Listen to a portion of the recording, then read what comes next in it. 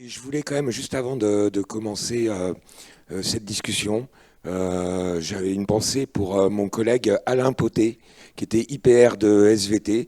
Et il y a 15 ans, il est venu dans ma classe, moi j'étais enseignant de SVT, pour m'inspecter, et on a discuté de ce que je faisais. Et c'est lui qui m'a dit, ah ben on a besoin de monde, viens dans l'équipe académique d'éducation à la sexualité. À l'époque, lui, il était IPR stagiaire, il s'était retrouvé, c'est toujours les nouveaux qu'on ces dossiers-là, donc même les IPR, le dernier arrivé, il avait ça à porter, mais je pense que s'il ne m'avait pas proposé ça à ce moment-là, j'aurais pas fait de la formation des enseignants, donc voilà, il est décédé cette année. Donc voilà. Sinon, donc une approche concrète de l'éducation à la sexualité en établissement. Je voulais commencer par cette image. Donc c'est Alexis, un lycéen, ça date de 2018, à Albi, et un lycéen qui avait décidé de venir au lycée comme ça, habillé comme il est, avec des talons, maquillé. Et finalement, c'est toutes les discussions qu'on a eues là depuis ce matin. L'établissement n'avait pas su gérer ça. Il avait été exclu de son établissement. Et ça montre bien que ces problématiques-là, elles sont au cœur de ce qui se passe dans nos établissements scolaires. Et c'est un vrai enjeu concret en termes d'éducation. Je reviendrai en conclusion sur la fin de cet événement. Ça a déjà été aussi un petit peu évoqué sur les circulaires qui sont sortis, etc. On en a beaucoup parlé toute cette journée sur la définition de la santé sexuelle de l'OMS. Je ne reviens pas, donc comme ça vous l'aurez au moins intégralement. Le collègue ce matin va aborder la première moitié. Et puis ça rejoint moi, les choses qui me paraissaient importantes. Donc c'est une santé sexuelle a besoin d'une approche positive, et c'est tout ce qu'on a discuté depuis ce matin. Mais c'est aussi le fait que la sexualité est influencée par des facteurs biologiques, on en a parlé, psychologiques, sociaux, économiques, politiques, culturels, éthiques, juridiques, historiques, religieux, spirituels. Et je pense que la liste, elle est sûrement pas exhaustive, mais bien avoir en tête que quand on parle de sexualité à l'école, forcément, ça va être à la conjonction de tout ça. Et puis pareil, qu'est-ce que c'est que la sexualité? C'est intéressant de voir que l'OMS... Alors, on parlait de la loi de 2001. Je pense qu'au début des années 2000, après l'épidémie de VIH, il y a eu toute une réflexion internationale sur ces enjeux-là qui ont abouti à ce qu'il y ait cette définition à l'OMS, la loi en France de 2001. Mais voilà, la sexualité qui est abordée sous les questions de pensée, fantasme, désir, croyance, attitude, valeur, comportement, pratique, rôle, relation, etc., etc. C'est toutes ces dimensions. Et forcément, quand on parle de sexualité à l'école, c'est aussi ces aspects-là qui sont des questions concrètes. Moi aussi, ce que j'aime bien l'histoire, c'est que la sexualité, il y a toujours eu de l'éducation à la sexualité. Et que d'ailleurs, il y en ait formellement à l'école ou pas, il y aura de toute façon... Enfin, l'éducation à la sexualité n'a pas commencé en 73 avec la circulaire Fontanet. Et c'est intéressant de voir qu'en fait, chaque société projette ses normes, ses représentations de la sexualité. Et là, bien évidemment, ce n'est pas pour juger. On voit bien que ça pose des questions.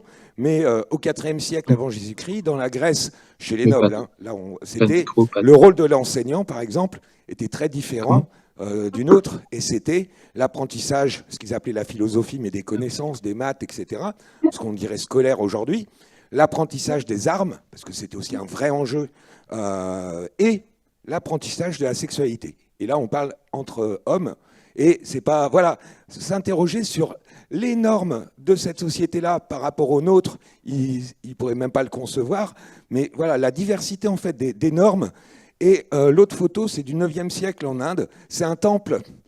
Et donc, on voit bien que ce n'est pas ce qu'on trouve dans nos églises du Moyen-Âge, et qu'il y avait une vision de si les gens venaient au temple, c'était aussi des représentations, des sculptures pour éduquer les gens. Et finalement, c'est une autre vision qu'on pourrait dire beaucoup plus libre de la sexualité, mais sans en plus nier que c'est des sociétés patriarcales, de domination violente, etc. Mais finalement, l'éducation à la sexualité, elle est partie prenante de toutes les sociétés. C'est important d'avoir toujours cette approche aussi historique pour faire réfléchir sur les questions de normes, qui sont en fait des constructions historiques et sociales. Maintenant, je bascule directement dans l'actualité. parce qu'on est là à défendre plein de choses sur l'éducation à la sexualité, mais on sent bien que quand même dans le contexte de ces derniers jours, c'est qu'est-ce que ça va advenir, le projet de programme. On voit bien qu'il y a des forces qui, aujourd'hui, s'y opposent. Cette pétition-là de SOS Éducation, c'est du mois de mars. Hein, ça a été lancé au moment du projet du CSP d'éducation à la sexualité. Alors on voit bien, hein, à l'école, enseignez-moi les divisions, pas l'éjaculation. C'est toute une... Oui, ils ont fait dans la poésie. Mais derrière, en fait, qu'il y ait le mot sexualité ou pas dans le programme, peu leur importe. C'est l'idée que derrière, c'est la famille et uniquement de la famille qui doit parler de l'intime. Et il y a une vraie campagne d'instrumentalisation de ça. Et il y a quand même près de 60 000 signataires à cette pétition. Et on voit bien finalement aussi la représentation. On retrouve ça sur les autres photos du réseau Parents Vigilants qui appelle à la délation des enseignants. C'est une vision finalement d'une France blanche, yeux bleus et blonds. C'est pas moi, c'est aller sur leur site et vous verrez malheureusement. Mais en fait, les questions qui sont posées, c'est ce qu'on retrouve dans les inquiétudes de collègues. Dans Parents Vigilants, là, c'est lors de la réunion parents-prof de mon enfant qui entre en 6e, le prof de français était toute fière d'annoncer qu'elle allait emmener sa classe au cinéma pour regarder le film Tomboy, qui aborde la question, par exemple, de l'homosexualité. Et justement, la lutte contre les discriminations, ça fait partie des objectifs institutionnels. Et les collègues se sentent sur la défensive. Pareil, lorsque j'étais au lycée, tous les ans, on nous distribuait des prospectus promouvant les LGBT. D'abord, ça m'étonnerait, c'est pas promouvant les LGBT, mais luttant contre les discriminations visant les LGBT. Aujourd'hui, mon frère est dans ce même lycée. Il y a 2 personnes transgenres et une non-binaire qui veulent se faire appeler par d'autres prénoms, etc. Et en fait, il y a une diabolisation. On veut remettre en cause la politique institutionnelle de lutte contre les discriminations. Sur la question du prénom, eh ben, c'est dans les textes, la circulaire, j'ai noté, du 30 BO du 30 novembre 2021, où on lutte, on prévient la transphobie, c'est dans les objectifs. Et que finalement, c'est ces pétitions-là qui se mettent hors la loi. Et je crois que par rapport à la question qui est posée toujours sur quelle légitimité on a, mais en fait, c'est ça qui aujourd'hui est hors du cadre. Et je crois qu'on doit aussi le dire à nos collègues et pas être sur la défensive.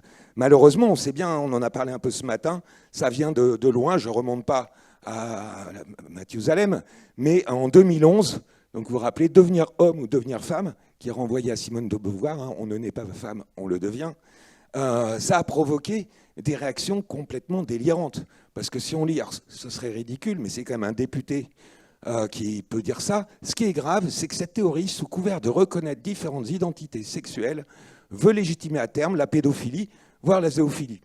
Donc plus on raconte n'importe quoi. Voilà. Remettre là en cause la notion même de l'homme et de la femme reviendrait à dénier à Adam et Ève de s'être reproduits. On a eu de la chance finalement qu'il n'ait pas connu cette idéologie, sinon on ne serait pas là pour en parler. Je pense qu'il n'y a pas trop écouté les cours de SVT, parce que justement, derrière Adam et Ève, enfin, vous voyez, mais ça pourrait paraître anecdotique si pas continuellement nos enseignements sont sous ces polémiques-là. On a eu aussi les communiqués sur la théorie du genre, les ABCD de l'égalité, les journées de retrait de l'école en 2013-2014. Je tenais à rappeler que Farida Belgoul, qui avait initié ça, a été condamnée 3 fois pour incitation à la diffamation. Et en 2019, elle a été exclue de l'éducation nationale. Donc finalement, on oublie, enfin, les collègues sur qui est légitime pour parler d'éducation à la sexualité. On voit bien que concrètement, il y a une pression sur toutes ces questions-là, mais c'est tout ce qui a été discuté depuis ce matin qui est légitime. C'est tout ce qui est fait par les collègues qui est légitime. Et je crois que sur ça, il faudra continuer à le défendre.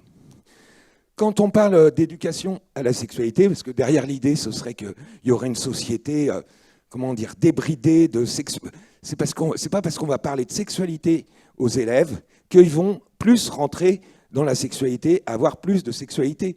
On voit bien que depuis une quarantaine d'années, même plus, l'âge du premier rapport sexuel en France varie très peu. Et ce n'est pas parce qu'on a introduit l'éducation à la sexualité à l'école que ça a fait bouger les choses. Donc, vous voyez, c'est l'âge médian. Mais c'est aussi intéressant de voir que 17 ans ou 17,6 ans, c'est l'âge médian. C'est-à-dire qu'aussi la moitié de nos élèves, il y a aussi une hétérogénéité de l'âge d'entrée dans la sexualité. on va avoir des élèves à 13 ans qui sont déjà dans une sexualité active, et en même temps, la moitié des jeunes ne sont pas encore rentrés dans la sexualité à 17 ans. Et il n'y a pas de règle, justement. C'est pas, est-ce que j'ai déjà eu un rapport sexuel à 15 ans ? On n'a pas à juger, mais est-ce qu'il faut avoir absolument un rapport sexuel avant 15 ans, avant 17 ans, etc. Mais en fait, c'est chaque jeune qui va construire sa vie, son histoire, et nous, on n'est pas là pour juger. Et pareil, j'ai trouvé ça surprenant, contre-intuitif, sur le fait que finalement, les personnes sexuellement actives, donc vous voyez que la population, ça c'est sur la France, entre 2006 et 2024, c'est une étude de l'IFOP de février 2024, on voit que finalement, les gens en France sont moins actifs sexuellement, puisque là, c'est sur la proportion des gens qui sont déjà dans la vie active sexuelle. Et finalement, on voit que par exemple, les jeunes, il y a une forte augmentation, c'est-à-dire qu'il y a 28% des 18-24 ans qui sont déjà rentrés dans la vie sexuelle, donc qui ont déjà eu un premier rapport, qui en même temps n'ont pas eu de rapport sexuel dans leurs 12 derniers mois. Et c'est un chiffre en nette augmentation, c'est là où ça augmente le plus. Et justement par rapport à ceux qui craignent que tout ce qu'on fait amènerait les jeunes à un comportement complètement débridé, alors moi je ne juge pas. Voilà, on pourrait en tout cas réfléchir à ça, mais on voit bien que ce n'est pas du tout notre société qui en même temps est hyper sexualisée, on a parlé d'Internet, etc. Mais le rapport des jeunes à leur sexualité, elle évolue, et pas forcément dans le sens où on l'imaginerait. Voilà.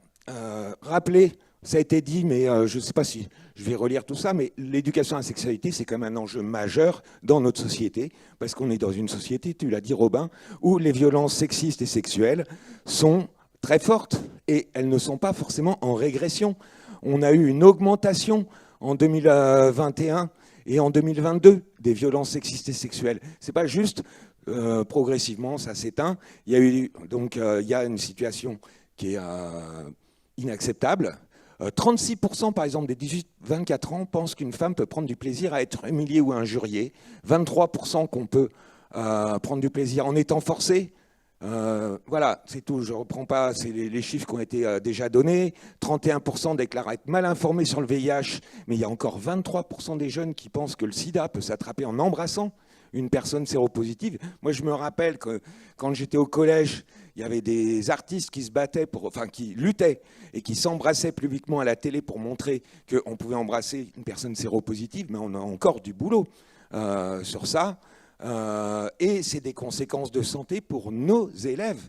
Les risques de suicide. Et c'est pour ça que, par exemple, je reviendrai à la fin, mais la photo d'Alexis et toutes ces questions-là, c'est que derrière, le fait que ces comportements puissent être stigmatisés, ça a des conséquences sur la santé de nos jeunes à l'école. Voilà. Et donc, un des enjeux, c'est sortir des représentations stéréotypées et hétéronormées de la sexualité. Et rien que le terme, parce que pour l'instant on est encore dans l'éducation à la sexualité, c'est l'intitulé de la circulaire en cours, pour avoir échangé avec des collègues de la DGESCO, ça fait longtemps qu'on les interroge en disant mais pourquoi c'est pas éducation aux sexualités avec un S ? Parce que qu'est-ce que ça veut dire la sexualité ? Forcément, sous-entendu, l'hétérosexualité. Quand on ne précise pas, c'est l'hétérosexualité. Et bien évidemment que c'est des questions très fortes. On a parlé de l'homophobie, on a parlé de la transidentité ce matin, et c'est quand même des questions que moi je vois se poser pas du tout, ou en tout cas étaient invisibles il y a 10 ans dans nos établissements. Et il y avait des jeunes sûrement qui se questionnaient, mais depuis ces dernières années, justement, toutes les questions de non-binaire, gender fluide, trans, des ados ni tout à fait filles, ni tout à fait garçons, tout ça est posé sur la place publique, et c'est quand même 13% des jeunes entre 18 et 30 ans qui se considèrent ni hommes ni femmes. Et là, on ne parle pas de biologie, bien évidemment, mais de représentation de sa propre identité. Et sur les conséquences, je parlais d'Alexis tout à l'heure, mais il y a eu aussi une autre lycéenne, Fouad, qui s'est suicidée suite au fait qu'elle avait été interdite d'accéder à son établissement scolaire. Et c'est cet événement-là qui avait obligé l'Éducation nationale à publier sa circulaire. Dans les généralités, encore pour finir, la sexualité des jeunes, une construction historique et sociale. Parce que bien évidemment, c'est la photo des jeunes de 10 ans qui vont à la mine à la fin du 19e siècle. Alors à l'époque, la puberté était beaucoup plus tardive, mais leur entrée dans la sexualité n'a rien à voir avec ce qu'on peut vivre aujourd'hui. Des jeunes qui, de 3 ans à 18 ans, sont scolarisés, vont avoir une vie qui n'a rien à voir. Mais en même temps, la photo de gauche, malheureusement, ce n'est pas la réalité en France, mais c'est la réalité dans plein de continents. Et ne pas l'oublier, parce que pareil, on a aussi dans nos établissements scolaires des jeunes qui viennent d'autres continents et qui peuvent arriver au collège. En même temps, leur vie d'avant, c'était celle de gauche. Et ça doit quand même aussi nous interroger. Et surtout, j'ai mis aussi ma petite diapo biologie, parce qu'on parle d'éducation à la sexualité, mais moi aussi, je suis enseignant de SVT. Mais en fait, l'âge des premières règles, dans tous les pays industrialisés, il a fortement baissé, de près de 4 ans en un siècle. Et ça veut dire qu'en fait, ça change. Enfin, il y a l'idée que la sexualité est liée à la reproduction, mais en même temps, le fait que, par exemple, j'ai mes premières règles à 12 ans et demi actuellement en France, ça veut dire que ça doit aussi nous interroger à quel âge on va aborder ce sujet-là. Moi, je sais que les collègues de CM1, CM2, parce que c'est le cycle 3 à ce moment-là, ils disent « Ah non, mais cette partie-là, c'est le prof de SVT qui va le faire en 6e. Moi, c'est trop compliqué. » Pourtant, il y a un nombre non négligeable de jeunes filles qui vont avoir leurs premières règles dès le CM1, CM2. Et pourquoi on n'apporte pas ces questions-là qui sont en même temps aussi... ça ne devrait pas être compliqué. Après, si, derrière, il y a le tabou des règles de la sexualité, de la fertilité, du sang, enfin plein, je ne sais pas. Et ce qui est intéressant, c'était une publi de l'INSERM, elle montre bien que les facteurs qui influencent l'âge de la puberté, il y a des facteurs génétiques, mais des facteurs psychologiques, le stress, la nutrition, des facteurs environnementaux. Par exemple, le fait de rester assis de 8h du matin à 17h tous les jours dans une classe va changer le développement biologique. Le fait d'avoir 3 repas par jour avec un apport important en lipides, en protéines, va aussi changer. C'est la combinaison en fait, de tous ces facteurs qui va aboutir. Donc, ça a été dit, hein, l'éducation à la sexualité positive, c'est un des objectifs. J'ai travaillé avec des collègues donc, du Haut Conseil à l'égalité entre les hommes et les femmes. Et en 2016, il y avait un rapport, il est toujours disponible en ligne, c'est un rapport relatif à l'éducation à la sexualité. Et ça fait longtemps qu'on sait ce qu'il faut faire, hein, fondé sur l'égalité des sexes et des sexualités. Et ça, je pense que ça devrait être affirmé beaucoup plus franchement, adapté à l'âge, tout le monde l'a dit, basé sur des informations scientifiques et sans jugement de valeur. Et ça, c'est très important parce que nous, on n'est pas là à projeter notre vision de la sexualité, mais partir de la représentation et des sexualités des jeunes telles qu'elles sont, hein, puisque c'est à partir de la parole des jeunes, à les doter de compétences, de savoir-être, tout ça a été dit. Et ça a été dit plusieurs fois, mais il faut réinsister. Le principe majeur, c'est partir des besoins, des représentations des jeunes. Et de toute façon, ils ne nous attendent pas pour avoir une sexualité.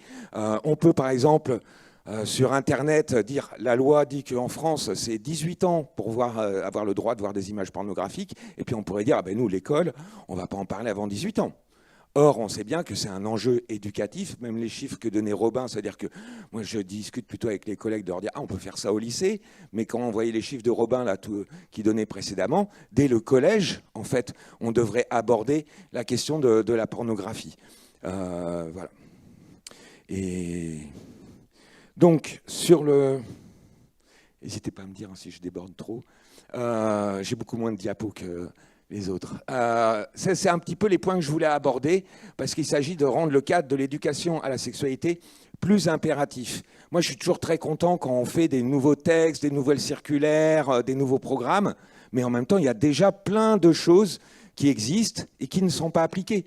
Et appliquer les textes existants me semblerait vraiment intéressant, donc je développerai 4 points.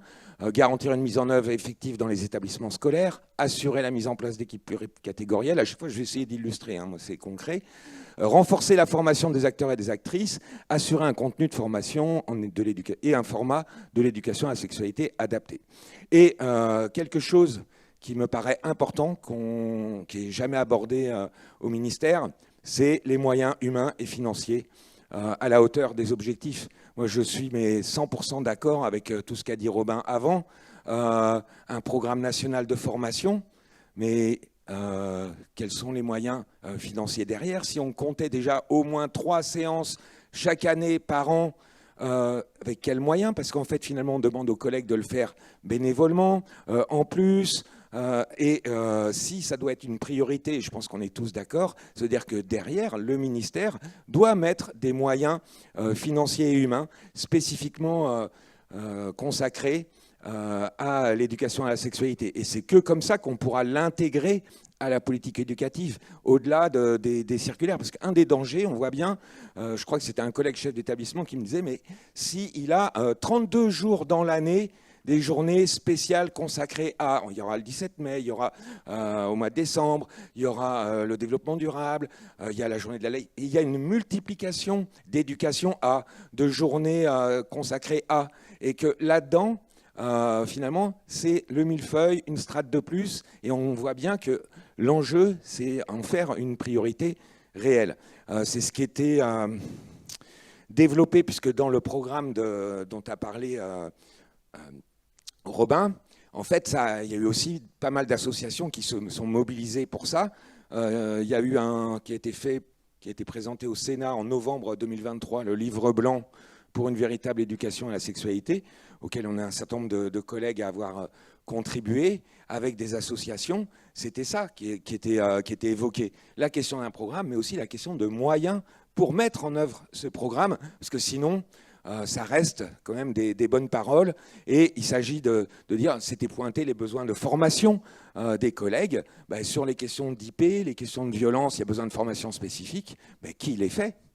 Et donc, qui les fait, qui les finance? Si on va certifier les universités, quel va être leur rôle là-dedans? Les universités, si on ne ferme pas d'autres formations, comment on fait pour créer des nouvelles formations? Enfin, ça ne tombe pas du ciel. Voilà. J'en profitais quand même pour insister sur ce point. Bon, Robin est parti, mais je lui dis régulièrement que sur ça, il faut dépasser les circulaires. Alors, voilà, des exemples de projets d'établissement, qu'est-ce qui peut être fait dans un CESCE. Voilà.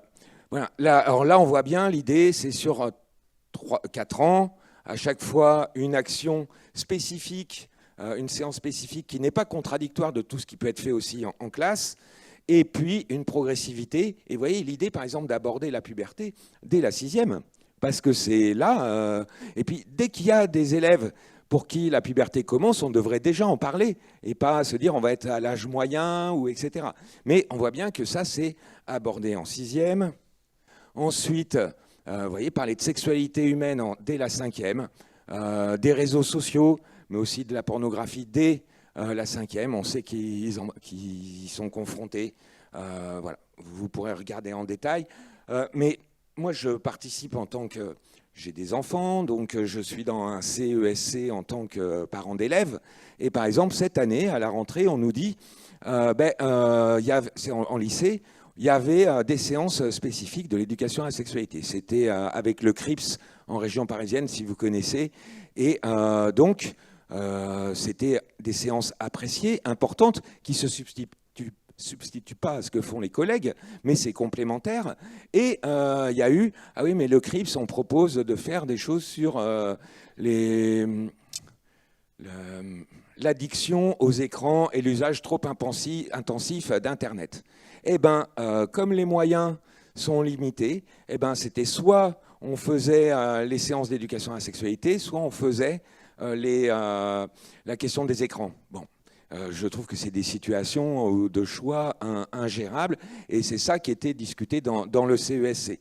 Donc on voit bien qu'il y a plein d'enjeux qui se jouent.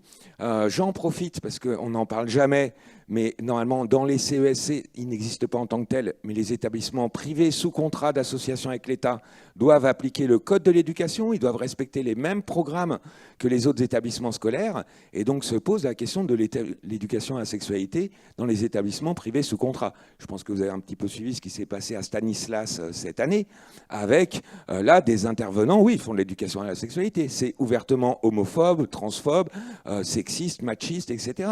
Mais des choses qui sont contraires même à la loi, la lutte contre les discriminations, etc. Et ça, c'est une vraie question. Le ministère est au courant, mais on devrait aussi poser cette question-là, parce que si vous vous documentez un petit peu, il y a des brochures spécialisées du SGEC, Secrétariat général de l'enseignement catholique, sur la vie affective, où en fait, là, par exemple, ils interrogent ouvertement la légitimité de l'IVG. Ben, ça devrait nous interroger, parce que l'IVG, c'est un droit, un acquis à défendre. Mais voilà, ça pose des vraies problématiques, parce que c'est quand même 20% des jeunes qui sont dans ces établissements scolaires, et normalement, ils auraient droit à une éducation à la sexualité, comme tous les autres. Voilà, j'en profitais pour souligner ce problème-là, parce que souvent, c'est un point aveugle qui a été mis dans l'actualité. Les équipes pluricatégorielles. Et effectivement, c'est super important cet enjeu-là. Alors moi, c'était, je vous détaille pas toute la séquence, mais c'était un travail avec des collègues de lettres et d'histoire géo, en fait, sur la question de la Renaissance. Parce que tout le monde, Ronsard, tout le monde apprend Ronsard, etc. En particulier ce poème. Mais en fait, on n'explique jamais le contexte de la Renaissance sous l'angle de la place de la sexualité, la vision de la reproduction. À l'époque, la fécondation n'a pas été découverte. Il y a une conception assez répandue que pour qu'un rapport sexuel soit fécondant, il faut que la femme ait un orgasme. Et donc, il y avait une vision du plaisir, en tout cas différente. C'était beaucoup plus cru et direct, mais en même temps, si on lit le poème de Ronsard, La Rose, hein, tout le monde voit bien de quoi on parle. Et ça parle de sexualité, ce poème. Non, mais il ne parle pas d'une rose, tout le monde a bien compris. Mais c'est le moment de faire le lien entre, par exemple, la sexualité et le plaisir féminin. Mais comme me disaient les collègues, on voit aussi que ça pose la question du consentement. Parce que là, le consentement dans le poème, il est absent. La vision de la vieillesse. Enfin, c'est un sujet extrêmement riche, mais comment on peut, par exemple, parler de la poésie, parce que c'est dans les, j'ai vérifié, hein, c'est dans le programme de lettres de seconde également, d'aborder les poésies de la Renaissance. Comment on peut aborder ces poésies sans parler de sexualité ? En fait, c'est pas qu'on ne fait pas de l'éducation à la sexualité, c'est qu'on fait une mauvaise éducation en lettres et en histoire géo, parce qu'on ne comprend pas le sens de cette poésie et de tout ce qu'il voulait y faire passer. Et voilà, ça me paraît important, et c'est constructif pour l'éducation à la sexualité, mais c'est aussi des apports pour les disciplines qui me paraissent évidents. Ce schéma de SVT égalité, il a beaucoup circulé, puisqu'il était en 2018 dans le sujet d'agrég interne de SVT. C'était sur la représentation. L'anatomie, c'est un sujet et un enjeu politique, parce que comment on représente le corps humain, c'est derrière quelle vision. Et dans tous les manuels scolaires, il y avait une représentation du clitoris complètement fausse, hein, simplement le gland du clitoris. On ne parle pas de plaisir féminin, on n'aborde pas le fait, et on en revient à la question de ce matin, il y en a qui ont quelque chose, alors un gène SRY ou pas, et finalement il y a ceux qui ont un pénis ou pas. Alors que derrière, la question du clitoris, qui est un vrai organe du plaisir, qui est un organe développé, enfin je ne vous fais pas tout le... Vous connaissez ce sujet-là, mais c'est important d'en parler avec les élèves, parce que pareil, dans les statistiques, il y a un tiers des jeunes filles à 15 ans qui ne connaissent pas le rôle du clitoris. Ça n'a jamais été expliqué, abordé, c'est pas en famille. On disait la place des familles, mais c'est difficile d'en parler et de parler de masturbation en famille. Donc voilà, c'est des vrais enjeux. La formation des acteurs et actrices, en formation initiale et continue. Alors nous, ce qu'on fait à l'INSPE de Paris, on fait les 9 heures de tronc commun culture de l'éducation en M1 pour tout le monde. Mais alors, c'est orientation et genre. Mais c'est orientation scolaire. Hein. On parle de sujets qui sont très loin. Enfin, c'est les inégalités hommes-femmes, c'est important. Et il n'y a que en SVT où, en fait, ils ont 9 heures sur l'éducation à la sexualité, avec des connaissances, mais aussi des premières discussions sur comment on peut mettre ça en place. Qu'est-ce qu'on fait également? Je vais y revenir après. On fait un APP, atelier de pratique pédagogique, pour des enseignants du premier degré en M1, et puis éduquer à la santé et la sexualité avec une collègue qui est maître de conf en psychologie. Et c'est intéressant parce qu'on a une psychologue, moi je suis enseignant en SVT, où on aborde ces questions-là, mais on va être honnête, on doit toucher combien 50 étudiants par an sur 1600. Donc on voit bien que la formation généralisée, on n'est pas encore là. Dans le AFC, donc, je travaille avec une collègue à Paris, Isabelle Fried, qui est très investie pour mettre ça en place. Et voilà, le format, il est décliné comme ça, 2 à 4 stages par an avec des fils et tout ça. Mais on avait compté qu'il faudrait à peu près 500 ans pour pouvoir former tous les personnels de l'Académie de Paris. Si on les prenait tous à ce rythme-là, donc on voit bien qu'il y a besoin de développer. J'ai pas pu, j'ai vu le truc tribu là, qui était mis par les collègues. Il faut être connecté, c'est ça, il faut une adresse, il faut s'enregistrer. J'imagine que c'est pareil, un réseau de partage de coordonnées, d'outils, d'échanges entre collègues. Et c'est ce qu'essaye de faire ma collègue sur Paris, de recenser par exemple tous les collègues qui ont été en formation depuis une dizaine d'années pour pouvoir les mettre en relation. Quelqu'un arrive dans un établissement, ah ben tiens, il y a déjà un autre collègue formé avec qui je peux m'organiser pour mettre ça en place. Voilà, c'est des outils qu'elle essaye de mettre en place. Et il faut remercier les collègues qui le font parce que c'est beaucoup de volontariat et de bénévolat. Et voilà.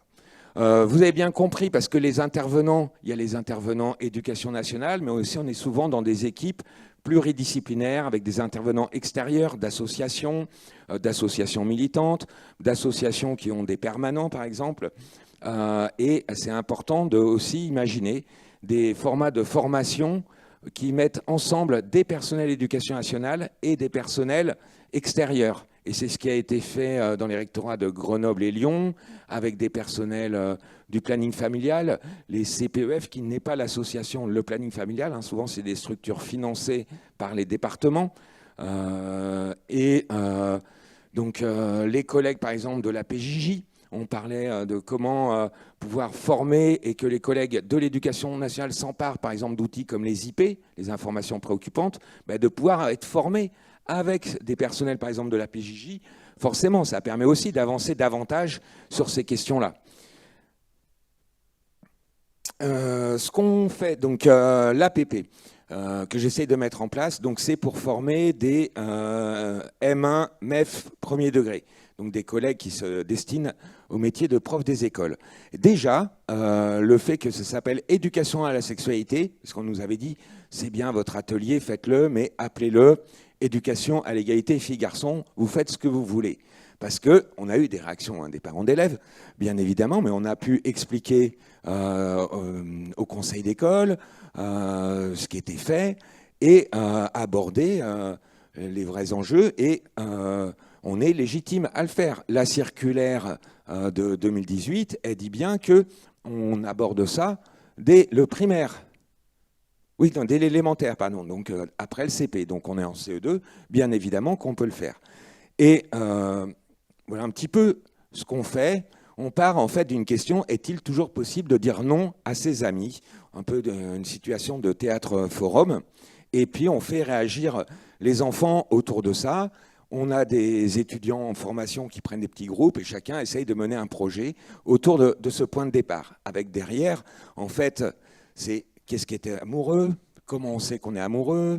Est-ce que l'autre est amoureux? Comment dire qu'on est amoureux? Le rapport entre les envies, les émotions, les sentiments, la loi, partager son corps, parce que c'est se donner la main, embrasser, tenir par le bras, regarder dans les yeux.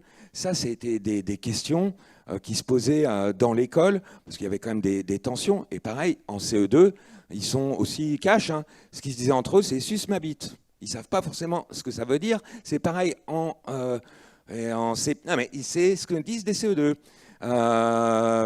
Ça nous plaise ou pas, c'est comme ça, c'est ce qui se dit dans la cour de récré. Et on va faire des formations sur l'égalité, et si on interroge les élèves, est-ce que les filles et les garçons doivent être égaux? Oui, mais après, dans la cour, c'était on force les filles à être embrassées, c'est sale pédé qui reste l'insulte quand on leur dit mais c'est quoi pédé? Je ne sais pas. Ça veut dire qu'en fait, ils construisent la compréhension. En fait, une fois qu'ils savent que c'est déjà une insulte, donc on voit bien que derrière, c'est des biais sur l'homophobie à déconstruire, etc. Et cet atelier, en fait, à chaque fois, donc là, on fait 5 séances, on a le temps, et on obtient des choses super des gamins.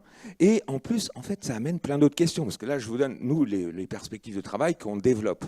Mais ils nous demandent comment on fait des bébés. Est-ce que 2 garçons qui s'embrassent, parce que souvent il y a des petits dessins animés qui sont proposés par des étudiants, et voilà, on a toutes ces questions-là qui arrivent, et c'est super intéressant, parce qu'on voit qu'en CE2, eh ben, il y a des besoins réels, et c'est d'une certaine manière, plus ils sont petits, qu'on pourra aussi mieux aborder leur représentation et pouvoir espérer, en tout cas, les faire évoluer. J'ai pas l'illusion qu'on pourra tout changer seulement par l'éducation, mais on voit bien qu'on peut construire des choses explicitement dès l'élémentaire. Et des collègues avaient travaillé à Paris. Il y a un très chouette film qui a été fait en école maternelle où ils étaient sur la déconstruction des stéréotypes et en même temps aussi l'apprentissage, nommer les parties du corps. Parce qu'en maternelle, dans les objectifs, il y a apprendre à nommer les parties du corps. Et donc les bras, les mains, etc. Mais pourquoi pas nommer les organes génitaux? Parce que quand on ne nomme pas un organe, c'est qu'il y a un tabou, que c'est différent. Et donc la séquence, elle est construite avec des poupons habillés en rose, en bleu. Donc en premier temps, on lui donne un prénom. Alors forcément, celui qui est en rose, ça va être une fille, celui qui est en bleu, ça va être un garçon, et après on déshabille les poupons de puériculture qui ont des organes génitaux externes. Et là, forcément, on avait mis en bleu des poupons qui ont une vulve, en rose des poupons qui ont un pénis. Et pareil, c'est mettre le mot. En grande section, dire pénis et vulve plutôt que zizi, zézette, par exemple, c'est aussi donner des outils aux enfants, parce que ça va être adapté à l'âge, mais on peut mettre des mots sur son corps, sur sa partie génitale, etc. Et ça, c'est ce qui avait été fait. Il y a un super film, et le rectorat de Paris l'a projeté une fois. On a été à une grande réunion des formateurs en éducation à la sexualité. Et puis, dans le contexte politique, ils se sont dit, si on fait sortir ce film, ça va créer la colère des parents. Et donc, le film, il est dans un tiroir au rectorat, alors qu'il devrait permettre justement de montrer ce qu'on peut faire avec des petits. Et en plus, ce film-là, il est bien fait parce qu'il y a des parents qui témoignent dans le film. Et en fait, c'est des parents qui discutent entre eux. Ah mais non, c'est nous qui devons parler de sexualité, c'est pas à l'école, c'est à la famille. Et il y a en fait 2 types de parents. Des parents qui disent faut surtout pas en parler, puis d'autres qui disent ah, moi je suis bien content parce que je sais pas comment en parler avec mes enfants. Et en fait, ce que ça montre, c'est qu'on peut dialoguer avec les parents. Et même s'ils ont des représentations, des angoisses, qui pensent qu'on va apprendre la masturbation en maternelle, parce que c'est quand même ça qui est répandu comme légende urbaine, ça permet de déconstruire aussi la représentation des parents. Pour finir, voilà, là c'est juste des références de contenu. Je vais pas. Il reste combien de temps à peu près? 2 minutes. OK. Bon, les contenus institutionnels, je conseille, si vous ne le connaissez pas, cet outil qui est très bien pour la partie seconde, sexe avec plein de S. Voilà. Juste, on s'exprime, qui est un site de Santé publique France. Pareil, il y a quand même une pétition contre ce site. C'est créé le syndicat de la famille, qui est en fait piloté par la Manif pour tous, et qui accuse ce site, qui est un site institutionnel, et aller le voir, c'est pas un temple hindou, hein, c'est différent. Et ben même ces sites-là institutionnels sont mis en cause. Voilà. Si vous connaissez pas le projet SVT Égalité, qui existe depuis plusieurs années, qui propose aussi des outils pédagogiques à mettre en œuvre en classe. Et pareil, ça peut être un moyen pour commencer, mais après à chacun d'adapter, etc., auquel participent des collègues. Un site qui est en fait vachement bien pour la formation, c'est l'AFPSVT, parce que moi, ce qui m'a hyper marqué, c'est en 2012, quand il y a eu le colloque de l'AFP-SVT sur sexe, genre et enseignement des SVT. C'était au moment de la polémique sur les manuels et les programmes de SVT. Et moi, j'avais entendu à cette occasion René Habert, et ça m'avait fait bloum, parce que justement, toutes les discussions qu'on a pu avoir ce matin, comme ça, vous avez la citation en entier, mais quand il a parlé des 8 niveaux, au moins 8 niveaux de sexe, hein, génétique, gonadique, corporel primaire, corporel secondaire, et le sexe d'état civil, le sexe d'élevage, le sexe social, le sexe psychologique, et qu'en fait, quand on parle de sexe, c'est la résultante de la confluence d'un déterminisme biologique et de l'environnement familial, social. Et qu'en fait, ce n'est pas ou tout l'un ou tout l'autre, mais c'est vraiment cette convergence et en plus le fait qu'il y a plein de niveaux qui peuvent, entre guillemets, entrer en dissonance, qui peuvent ne pas être dans la norme. Et ça, c'est vraiment très important. Et vous voyez que c'était des débats qu'on avait dès 2012. Et j'ai trouvé que la conférence de ce matin en biologie permet aussi de compléter, parce qu'on voit qu'en 12 ans, nos connaissances ont progressé. Et c'était vraiment intéressant de voir qu'il y a une continuité de l'AFP-SVT sur ces thématiques-là. Pour finir, donc, la photo de départ, Alexis. En fait, quand on veut empêcher les jeunes de s'habiller comme ils veulent, en fait, ça a donné le contraire. Depuis lundi, les élèves de l'établissement se sont donné un mot d'ordre, soutenir Alexis en se maquillant. Hier après-midi, ils étaient rassemblés à l'arrêt de bus pour une séance maquillage. D'après une élève de première, il serait 200 maquillés aujourd'hui dans un établissement de 800. Et finalement, la mobilisation n'est pas près de s'arrêter. Et on soutient toutes les personnes victimes de discrimination. Et finalement, c'est ça qui est pour moi important et être optimiste, c'est qu'on a voulu brimer des jeunes et ça peut donner le pire, comme Fouad qui a souffert, qui s'est suicidé, mais ça génère aussi de la résistance. Et finalement, bien évidemment que Alexis, quand ils étaient 400 à venir maquiller, ils l'ont pas exclu. Parce qu'on peut exclure une personne d'un établissement, mais on ne peut pas exclure 400 personnes, 400 jeunes d'un établissement scolaire. Donc voilà, ça c'est important, parce que pour moi, juste comme conclusion, on nous dit tout le temps, mais ce que vous faites, ce n'est pas de l'enseignement, c'est être militant. Je ne sais pas si on entend régulièrement cette phrase-là. Oui. Mais à mon avis, le métier d'enseignant, c'est être militant. C'est militant pour l'émancipation, pour l'égalité des droits. C'est militant contre la lutte, contre les discriminations. C'est l'accès au savoir, on le voit comme un outil d'émancipation pour les enfants. Sinon, on ne ferait pas... donc déjà, enseigner, c'est pas neutre. Et en fait... c'est juste, on milite, mais en fait, on milite pour l'épanouissement, on milite pour que les élèves soient mieux. Et en fait, souvent en plus, on nous dit « Ah, mais vous ne seriez pas militant ». En même temps, on voit qu'il y a plein d'associations militantes qui contestent ce qui se passe à l'école. Et pareil, moi, je ne crois pas que, parents vigilants, le truc d'Éric Zemmour, en fait, les enfants, ils s'en fichent. Ce qui les préoccupe, c'est comment instrumentaliser les peurs et de ce qui se passe à l'école pour développer une vision politique d'un parti. Et que ce qui se passe derrière à l'école, peu importe, parce que on a parlé des violences, mais la famille a un lieu de violence vis-à-vis des enfants. L'école aussi peut être un lieu de violence vis-à-vis des enfants. Mais est-ce vraiment ça qui les préoccupe? Je ne crois pas non plus. Donc, moi, je crois que vraiment, c'est légitime, ça a été dit. Il faut qu'on s'appuie sur tous les textes existants.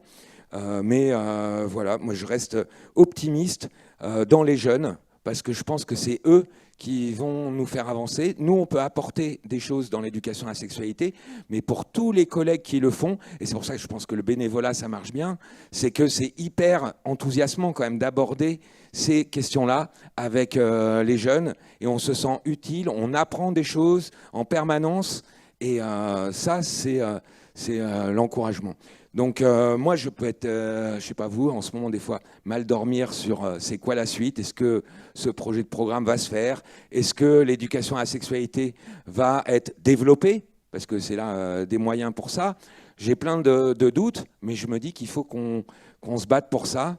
Et l'AFP-SVT, c'était vraiment merci d'avoir fait ces 2 jours de débat autour de ça, parce qu'on en a besoin et c'est super utile. Merci.